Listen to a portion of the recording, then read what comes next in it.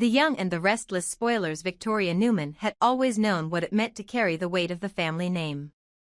From a young age, she had been groomed to become the heir, the enforcer, the daughter who would carry Victor Newman's legacy into the future. But with every promotion, every strategic play, every time she had proven her worth, there had also been a sting of something else. A hesitation in her father's praise. A silence where love should have lived. It had haunted her for years, a question she buried beneath power suits and boardroom victories. Why do I never feel like I'm enough for him? And more terrifying still, what if I was never really his to begin with? The thought had come and gone over the years, like a shadow she refused to name. But lately, it had crept closer. It wasn't just the coldness in Victor's voice or the dismissiveness with which he treated her opinions, it was Claire. Watching Victor lash out at Claire, deny her, use her pain as a weapon. It had triggered something old in Victoria. Something primal. She saw herself in Claire. The way Victor looked at his granddaughter with disappointment, not protection. The way he kept secrets, refused affection, withheld warmth. It was all too familiar. And suddenly, the old question wasn't just a whisper anymore. It was a scream she couldn't ignore. So she acted. Without telling anyone, not Nick, not Nikki, Victoria visited a discreet genetics clinic outside of town. She submitted her sample and requested a match against Victor's. She didn't expect much. A confirmation, maybe. A reminder that the coldness in her life had a name but not a mystery.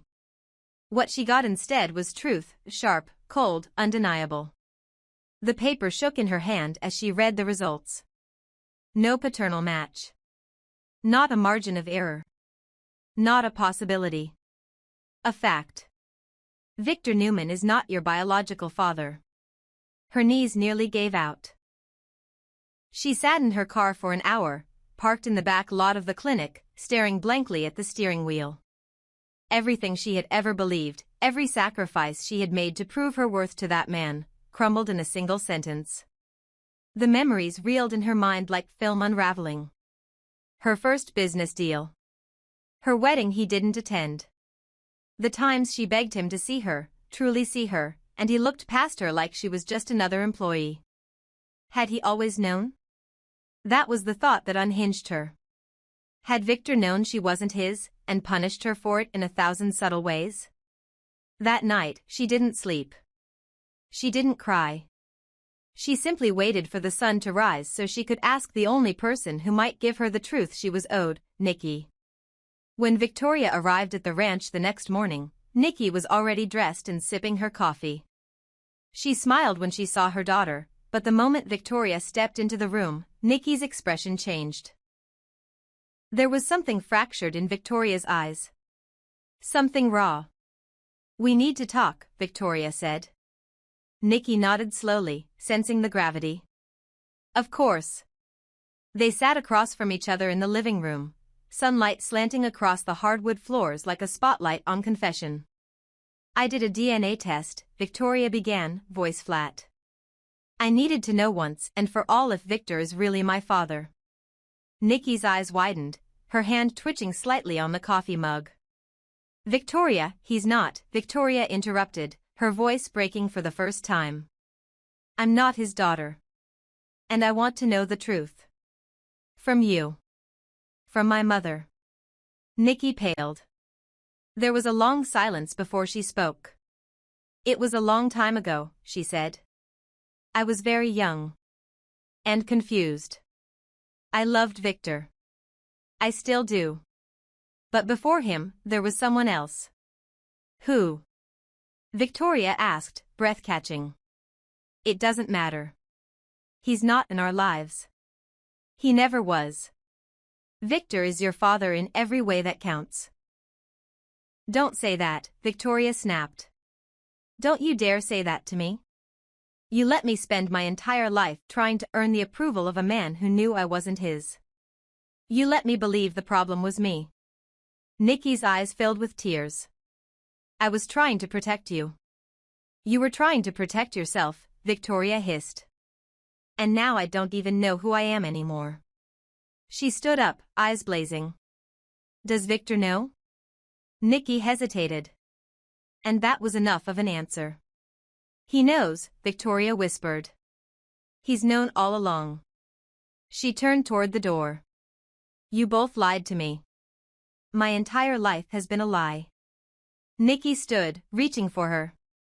Victoria, please, don't, she whispered. Don't touch me. Victoria left the house in a haze of heartbreak and fury. She wasn't just grieving the father she thought she had, she was grieving the woman she had spent her whole life becoming for his approval. That woman was gone now. Replaced by something colder. Sharper. A version of herself that didn't need permission to exist. She wasn't a Newman. And maybe that was the most freeing truth of all. Victoria didn't go back to her office the next day.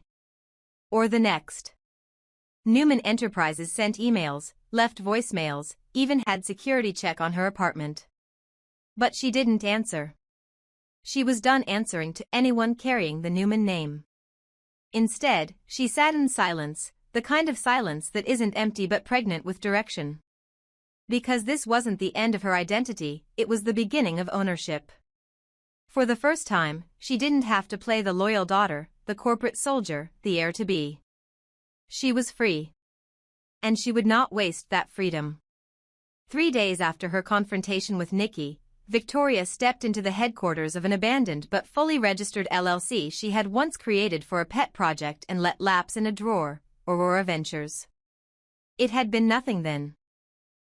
A branding idea, a side note, a just in case when she wanted to explore outside of Victor's shadow. But now it would become her foundation. She called in every connection she'd made outside Newman, from old private equity partners to branding strategists to tech consultants who had admired her quiet brilliance but never felt welcome at Victor's table.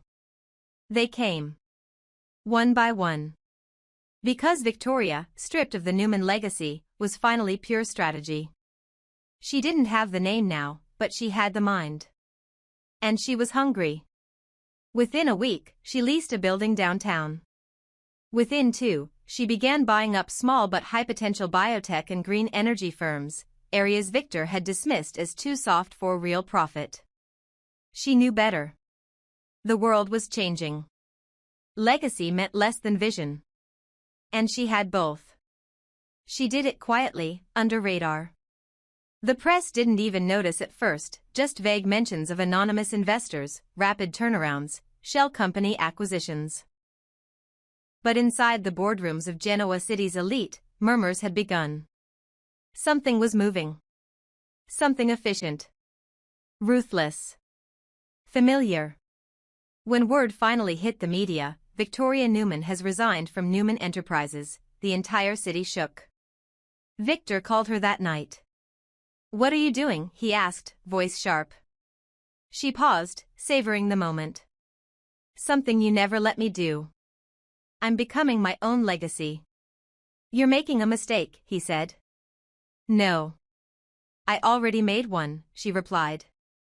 I spent 30 years trying to earn a place in a family I didn't belong to. But I belong to myself now. She hung up. Nick tried to talk her down. Nikki begged for a truce. Even Adam, awkward and wary, showed up at her office and offered a drink, half in envy, half in respect. But Victoria didn't need allies right now. She needed traction. She needed the momentum of her pain to propel her forward. She wasn't starting a company. She was building a citadel. And in the privacy of her penthouse, she stood before the mirror one night and said it aloud for the first time, I am not a Newman. She smiled. And that's the best thing that ever happened to me. Victor Newman sat in his study, alone, surrounded by shadows that once felt regal but now pressed in like the walls of a cage. The fireplace crackled quietly, but the warmth didn't reach him. He knew why she had come before she said a word. Victoria's steps echoed with purpose as she entered the room, no longer his daughter seeking approval, but a woman demanding truth. He looked up briefly from his glass of scotch, his expression unreadable. You came, he said, not as a greeting, but a statement of inevitability. Of course I did, Victoria replied, her voice calm but steeled with decades of withheld rage. You knew I would. You knew once I found out, I wouldn't stay away. Victor said nothing, but his fingers tightened around the glass. Victoria stepped forward and placed the DNA test results on his desk with deliberate care, not slamming them, not throwing them, presenting them. I found out. Officially. Victor didn't even glance down. Instead, he stood up, and for a moment, the room seemed to shrink with the intensity of his fury. You think I didn't know, he thundered suddenly. You think I've been living in ignorance all these years? Don't insult me, Victoria. I've always known. His voice hit her like a slap. The confirmation, what she both feared and needed, landed with a cruel finality. You knew, she whispered, her voice breaking. And you let me believe that you could earn it, he snapped. That if you tried hard enough, I might treat you like a real Newman? Yes. I let you try. Because it was the only way I could make peace with what she did. He didn't have to name Nikki. They both knew who he meant. So you punished me, Victoria said, a tremble building beneath her control. All my life, you punished me for something I never chose. Victor's eyes glinted. You lied to me first. You pretended to be mine. You took my name. My legacy. And when you failed, I had no reason to protect you from the truth. The words landed with surgical cruelty. Victoria's tears didn't fall, but her heart shattered all the same. And then came the sound of footsteps and Nikki. She had entered unnoticed, but now her presence cut through the air like smoke through fire. Stop, she said quietly. Victor, please. He turned to her, eyes wild. You lied to me. You destroyed our marriage the moment you decided to keep her from me. Nikki stood her ground, though her eyes brimmed with tears. She was already yours. From the moment you held her. But I was scared. I thought if I told you, you'd never love her. Or me. You were right, Victor said coldly. I don't. The room froze. Victoria looked at her mother, unable to hide the devastation now. He's right, she said, her voice hollow. You should have told me. You both should have. But instead, I built my entire life on a lie. Nikki stepped forward. Victoria, please, don't, she cut in. You don't get to cry now. You don't get to be the victim. Victor turned away, already done with the conversation. Get out, he said to Nikki without even facing her. Before I say something worse. Nikki didn't argue. She simply nodded and left the house, the door closing behind her with a silence more deafening than any slam. That night, Nikki stayed in a hotel. Alone. She stood by the window, still in the same clothes, her makeup streaked from tears that wouldn't stop. And when Victoria knocked on her door just after midnight, Nikki didn't speak, she just opened it and stepped aside. They sat together, not as mother and daughter, not as Newman women, but as two broken souls tethered by a truth too heavy to carry alone. I didn't want to lose him, Nikki whispered. I didn't want to lose either of you. You lost both, Victoria said softly, not as punishment, but as truth. But maybe now we can finally be real. Nikki looked at her daughter, her true daughter, and nodded. Ask me anything, she said. I'll tell you everything. This time, no more lies. And with that, Victoria wiped her eyes and whispered, then start from the beginning. Tell me who I am. Nikki sat on the edge of the hotel bed, her shoulders hunched, hands clasped in her lap, as if trying to keep herself from falling apart completely. The lights of Genoa City glimmered outside the window, cold and distant, nothing like the life she once knew. She had spent decades inside the marble halls of the Newman estate, surrounded by power, wealth, influence. But none of it could shield her from the simple, searing truth she now had to speak. She turned slowly toward Victoria, who waited across from her, expression unreadable but eyes expectant. You said you wanted the truth, Nikki began. Her voice was hoarse. Then that's what I'll give you. She took a shaky breath. It was before Victor. Long before. I was young, reckless, and lonely. I was dancing at the bayou then, trying to escape from a life that never gave me safety. I met a man. I thought it was love. Maybe it was. I'll never really know. Nikki's gaze drifted away as her mind slipped into the past. He wasn't from Genoa City. He passed through for business. He was charming, generous. He didn't care that I came from nowhere. For a moment, I thought, maybe I could be someone with him. Victoria listened, unmoving. Her entire life had been built around the legend of Nikki and Victor, their passionate love story, the family empire they built together. But now, cracks were forming in that fairy tale, and through them, a different story was bleeding out. What happened? She asked quietly. He left, Nikki said, a bitter smile twisting her lips. He didn't even know I was pregnant. I didn't tell him. I didn't even try to find him. I was ashamed. And scared.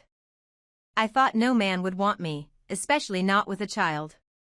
And then Victor came into my life. She looked at Victoria now, tears brimming. He was different from anyone I'd ever known. Powerful. Decisive.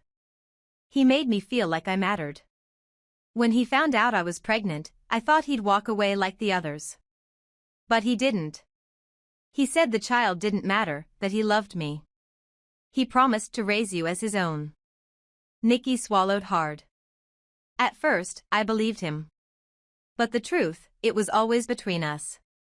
A ghost that never left the room. Every time he looked at you with that cold calculation, every time he judged you harsher than the boys. I wondered if he resented me for the lie. If he resented you. Victoria's voice trembled. Why didn't you tell me? I had a right to know who I am. Because I didn't want you to feel unwanted, Nikki whispered. Because I thought, if I could just hold everything together, then maybe the past wouldn't catch up with us. But it did, Victoria said, standing slowly. And now I don't even know who I'm angry at more. Him, for treating me like a pawn. Or you, for hiding my history from me. Nikki rose too, her voice cracking. I know I failed you. As a mother. As a wife. I failed all of us by thinking that protecting the lie was better than facing the truth. So tell me, Victoria said sharply. Who is he? My real father. What's his name? Nikki went still. I don't know, she admitted. Not really. He gave me a name, but it was likely fake. I never had the chance to find out who he truly was. All I know is that he was from the East Coast. And that he wore a ring with a strange crest, something I've never seen since. That's all I have. Victoria sank back onto the chair. So not only am I not a Newman. I don't even know what I am. You are you, Nikki said firmly, tears slipping down her cheeks. And you are stronger than both of us combined. Everything you've built, you did with your own hands. No name, no bloodline defines you more than you do. That's easy to say when you've always known who you were, Victoria murmured. Nikki stepped forward and gently touched her daughter's hand. I don't expect forgiveness. I don't even know if I deserve it. But I will spend the rest of my life trying to earn your trust again. No more lies. No more control. Just me. Just your mother, finally telling the truth. For the first time in days, Victoria didn't pull away. She didn't speak either, but she let the silence hold them both, and for now, that was enough. Outside, the lights of the city continued to burn. But inside that quiet hotel room, a new truth began to take root. It wasn't the one Victoria expected. It wasn't clean or easy. But it was real. And in Genoa City, that counted for something.